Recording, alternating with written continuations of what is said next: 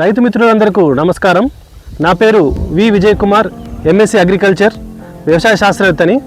ఈరోజు నేను కానాపురం గ్రామం, గూడూరు మండలం, కర్నూలు జిల్లాలో ఉన్నాను. నాతో పాటు రైతన్న ఉమాపతి గారు ఉన్నారు, వాళ్ళ వైఫ్ ఉన్నారు. ఈ పంట 60 రోజుల పత్తి పంట. ప్రస్తుతం ఈ పంటకి మొదటి నుంచి ఏం చేశారు, మన కంపెనీతో ఎంతవరకు ముందరకు సాగింది, ప్రోటోకాల్ అనేది తెలుసుకుందాం. అన్న ఉమాపతి గారు నమస్కారం. అక్క నమస్కారం. 60 రోజుల పంట చాలా బాగా అనిపిస్తుంది. మొదటగా మనకు కంపెనీతో ప్రయాణం అంటే విత్తన శుద్ధి ఏం చేశారు? విత్తనం శుద్ధి చేసినాం సార్. ఇది ఎరిడ్ లైఫ్ బేటివోతో పత్తి విత్తనాలని విత్తన శుద్ధి చేశారు. మొలక శాతం ఎట్లుండే? మొలక శాతం కూడా బాగుంది సార్. మొలక శాతం అంటే మనకు విత్తన శుద్ధి వల్ల ఉపయోగాలు ఏంటంటే వడగాలులు వచ్చినా గానీ, తేమ లేకపోయినా గానీ బెట్ట తొందరగా అందదు. మొలక శాతం చాలా బాగుంటది.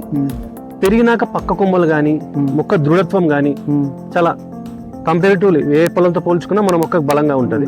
మీరు చిన్న ఉన్నప్పుడు బాగా వచ్చింది సార్.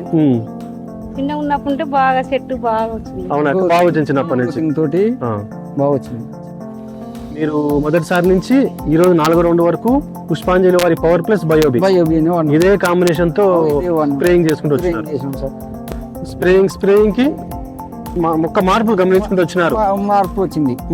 మందు మార్చాల్సిన అవకాశం మొక్కలో కనపడలే. ఇప్పుడున్న పరిస్థితుల్లో చూస్తే మనకు పక్క కొమ్మలు బాగా వచ్చినాయి. వయసు తగ్గట్టు హైట్ వచ్చింది, వయసు తగ్గట్టు పక్క కొమ్మలు వచ్చినాయి. లావు కాయలు పట్టినాయి, మొగ్గలు ఉన్నాయి, చిన్న కాయలు ఉన్నాయి, కొత్త మొగ్గలు కూడా నీట్గా తాగుతున్నాయి. కింద నుంచి కొమ్మలు ఒక్కొక్క కొమ్మ దగ్గరగా ఫస్ట్ ఈ కొమ్మలు చూస్తే దగ్గర కనుపులు. ఈ కొమ్మ చూడండి, కింద ఫస్ట్ లో పుట్టిన కొమ్మ ఇది. దీనికి అప్పుడే మనకు కాయలు ఏర్పడ్డాయి. ఈ కింద దానికి కూడా ఇప్పుడు వచ్చే కొమ్మకు కూడా కాయలు ఏర్పడినాయి. ఇది కూడా మన కాసిన కొమ్మ. తర్వాత ఆకులు చూడండి, ప్రతి ఆకు సమానంగా వాడినట్టు గాని, చినిగిపోయినట్టు గాని గాలులకి ఏం లేదు, సమానంగా పెరిగింది. ఎన్ని కాయలు ఉన్నాయి చూడండి మొక్కలకి.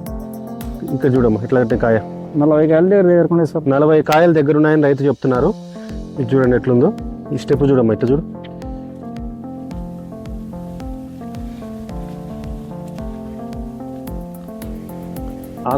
మొక్క పచ్చదనంలో కానీ, హైట్లో కానీ, పక్క కొమ్ముల్లో కానీ ఎక్కడ వెనకబడకుండా గ్రోతింగ్ తో బాగా గంట కాపంటాం, జడ కాపంటాం, అట్లా పట్టుకుంటుంది కాయలు. ఇప్పుడు మన చూడండి, మన కాండం ఎంత బలంగా ఉందో. కాయ చూడండి ఎంత కాయ క్వాలిటీగా ఉంది. కాయ కూడా ఈ కుంద కొమ్మ కూడా తర్వాత పుట్టిన కొమ్మ, మధ్య వయసులో పుట్టిన కొమ్మ, దాన్ని కూడా కాయ పట్టింది. ఈ కాయలు ఇక్కడ చూడండి ఎట్లుందో. కనుపు కాడ మొగ్గ వచ్చి కాయలాగా నీటికి ఏర్పడింది. అంటే మనకి ఎక్కడ మధ్యలో ఫ్లవర్ డ్రాప్ రాలే, మొగ్గ సెట్ ఎప్పుడు రాలే సార్. ఇంత లైన్ గా పట్టినాయి. ఇంకా దీనిపైన కూడా 4 పట్టాలి మనకి పెరుగుదలకి. కిందంతా కాయ, కాబోతున్న కాయ, కొత్త మొగ్గ చూడండి ఎంత బాగా ఏర్పడింది. దీనికి లైన్ గా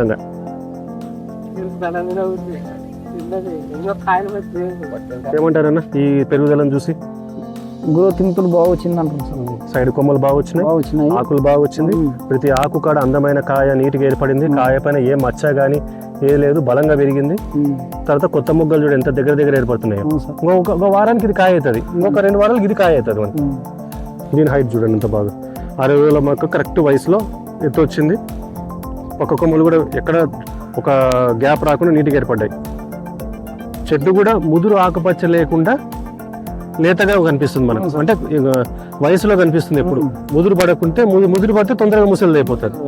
అట్లాంటిది కాకుండా నీటికి కనపడుతుంది. ఈ పక్క కొమ్మ చూడండి ఎంత పైకి పెరిగిందో. ఇదే ఒక కొమ్మలాగా దిగుబడి వస్తుంది. దీనికి ఎన్ని ఉన్నాయి చూడండి. ఈ పక్క కొమ్మ ఇట్లా బాగా ఉంచుకో. ఓకే, ఇది చూద్దాం.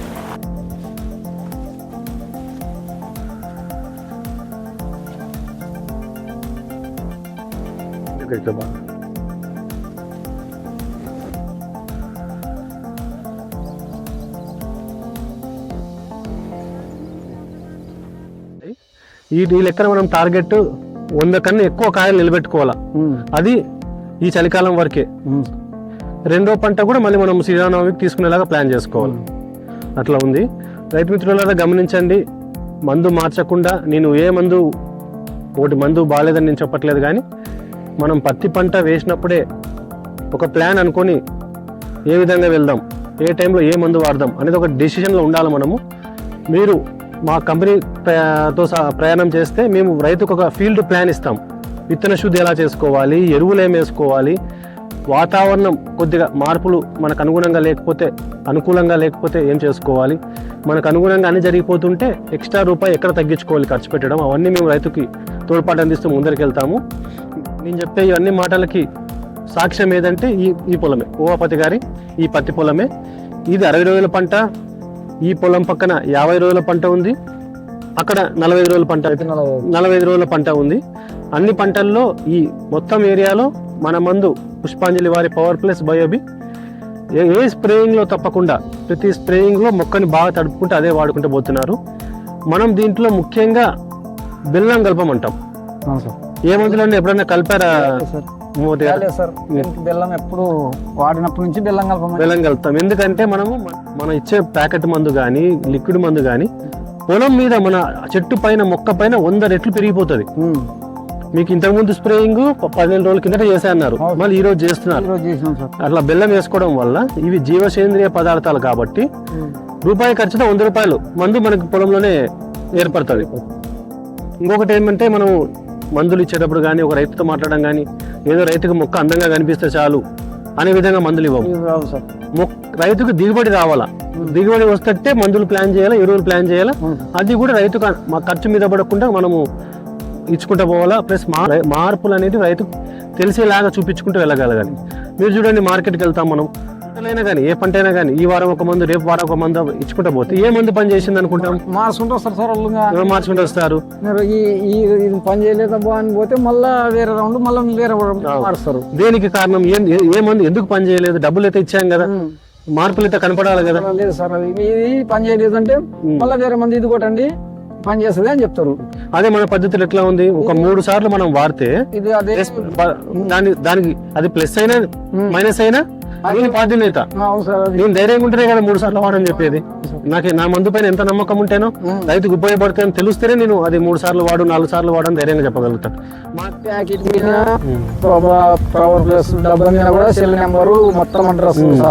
Address company address, sir phone number, ఎప్పుడు ఫోన్ చేసినా సార్ పలుకుతాడు. మీరు ఫోన్ చేయకుండా కానీ కంపెనీ స్టాఫ్ మీకు రెగ్యులర్ గా ఫోన్లు చేస్తుంటారు, పలానా పంట పరిస్థితి ఎట్లా ఉంది ఏందనేది. ఓవాపతి గారికి మనం ఇక్కడ విషయం ధన్యవాదాలు చెప్పాలి.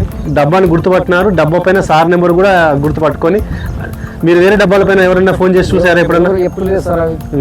తగిలింది అది ఎవరు చేసారు? తగిలింది. అవునవును.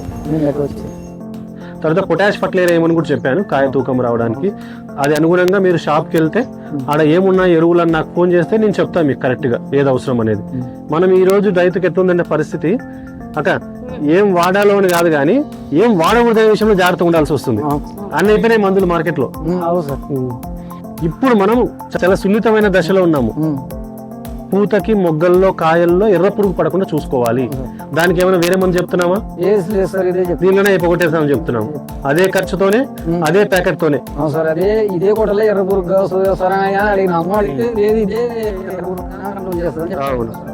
మనం అదే దుబ్బ పురుగు ఉంటది కదా సార్, అది మందు కొట్టిన తర్వాత స్లోగా మెత్తగా అవుతుంది పురుగు. అవును, తినకుండా ఊగుతుంది, ఇంకా తెల్లగా చచ్చిపోయి కనిపిస్తుంది. 4 ఇయర్స్ కదా పురుగులు. నువ్వు డబ్బాలు తీసి పెడితే చాలా నాకు అది దాంతో విలువైన మందు తయారు చేసుకుంటా. 10 days వస్తాం అట్లాంటివి మందు కొట్టినప్పుడు అట్లనే అవుతాయి. రైతు మిత్రులారా, మనకి అక్కగారు ఏం చెప్తున్నారంటే, మనము పొడి ప్యాకెట్లు మందు ఇస్తున్నాం అంటున్నాం కదా, సూక్ష్మజీవులు ఉంటాయి దాంట్లో, బెవేరియా బేసియాని అంటుంది. ఆ పనితనాన్ని పురుగు చనిపోయాక అది పురుగును గుర్తుపట్టినారు రైతు మిత్రులు. పురుగును గుర్తుపట్టి ఆ పురుగు తెల్లగా ఉబ్బిపై పడిపోతుంది అంటున్నారు. అంటే మనం ఇచ్చే మందు ఫీల్డ్లో 100% పురుగును చంపేస్తుంది. అలాంటి పురుగులు ఉంటాయి మన పొలంలో, ఆటోమేటిక్గా కొత్త మందు అక్కడే తయారైపోతుంది అని అర్థం. ఇప్పుడు నుంచి ఏం చేస్తారు, ఇదే మందులు వాడదాం, ఇదే కొట్టుకుంటా, ఇదే చేస్తామని డిసైడ్ అయినారు. నలుగురు రైతులు ఎవరైనా అడుగుతున్నారా పంట ఏం కొట్టినారు ఏంటి పరిస్థితి? చెప్తున్నాం సార్, ఇది మేము ఏం వేరే మందు కొడుతున్నాము, కర్నూలు మందు అని ఇక్కడ మన ఏరియాలో ఎక్కువ అంటారు సార్ దాన్ని. బాగుంది పత్తి చేను అని అడుగుతున్నాం. అందరు బాగుంది అంటున్నారు. బాగుందని ఓకే అంటే మేము ఏం వాడలేము, పవర్ ప్లస్ బయోబి కర్నూలు మందు అని చెప్తున్నాం సార్ అందరం మొత్తం. ప్రతిసారి మందు మార్చాలి, ప్రతిసారి ఇంకో కొత్తది స్ప్రే చేయాలి అని కాకుండా ఈ పొలాన్ని మనం చూపించవచ్చు, అంతే కదా. అంతే సార్. మందు రైతు మిత్రులు ఇక్కడ కూడా ఒకటి గమనించండి, ఏదో మనం అనుకోని మరి ఈ మందు వాడట్లేదు, ముందే డిసైడ్ అయినాం విత్తన శుద్ధి చేయాలని డిసైడ్ చేసుకున్నాము. ఫస్ట్ నుంచి కూడా ఫస్ట్ నుంచి ఒక ప్లాన్ సార్ని కనుక్కొని ఫస్ట్ నుంచి చేసినాం సార్. ఒక ప్లాన్ ప్రకారం వెళ్ళినాం మనం. దాని అనుభవం ఈ రోజు రిజల్ట్ మనము మొక్క వయసు తగ్గట్టు చూస్తున్నాం. మరి భూపతి గారు నెక్స్ట్ ఇంకా 2-3 స్ప్రేయింగ్లు రావచ్చు, అప్పుడు ఏ మందులు వాడాలనుకుంటున్నారు? ఇవే వాడాలనుకున్నాం సార్, బయోబి పవర్ ప్లస్ వాడాలనుకున్నాం. ఇదే చివరి వరకు. మందు బాగున్నదానికి మాకు యాదాని మీద ఇష్టం లేదు, ఇదే మందే కొట్టాలనుకుంటున్నాం. రైట్ అమ్మా, ఓకే. మళ్ళీ ఇంకొక ఫీల్డ్ విజిట్ మీ పొలంలో నేను ఒక నెల తర్వాత, అంటే ఒక నెలలో మళ్ళీ ఒకసారి చేసుకుంటాను. ఆ రోజు మన పంట పరిస్థితి, ఇంకొక స్ప్రేయింగ్ 2 స్ప్రేయింగ్లు అవుతాయి. మొక్క ఈ రోజు నుంచి ఆ రోజుకి ఎంతవరకు ముందుకు వచ్చింది, చుట్టుపక్కల పోల్చుకుంటే మనం ఎంత ఆరోగ్యంగా ఉన్నాము, మన దిగుబడి వచ్చే అవకాశాలు ఎంత మెరుగ్గా ఉన్నాయి అనేది అంతా లెక్కలేసుకుందాము. ధన్యవాదాలు. మీ విలువైన సమయాన్ని మాకు కేటాయించేందుకు ధన్యవాదాలు భూపతి గారు. అక్క ధన్యవాదాలు.